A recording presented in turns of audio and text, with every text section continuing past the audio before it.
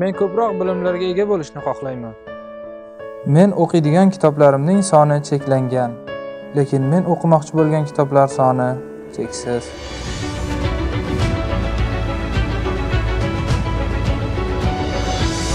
Saxiya, ko'rish hamda eshitish qobiliyati cheklangan insonlar uchun juda qulay dastur. Endi qog'oz qalam kerak bo'lmaydi. Barchasi oddiy.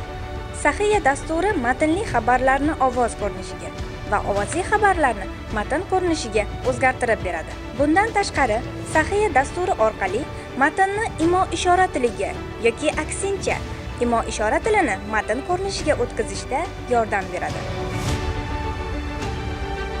Ushbu dastur orqali imkoniyati cheklangan insonlar surdo tarjimoni hamda boshqa insonlar ko'magisiz mustaqil muloqotga kirisha oladilar.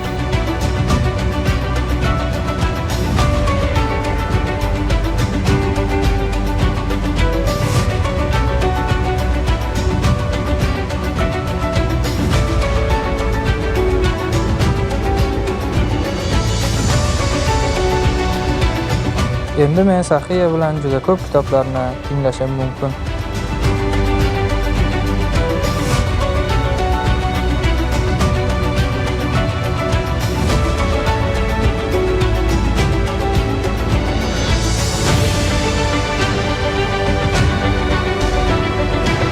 Har bir inson texnologiya yutuqlaridan foydalanishga haqli. O'ylaymizki, biz yaratgan Saxiya dasturi ham imkoniyati cheklangan insonlar uchun ajoyib sovg'a bo'la oladi.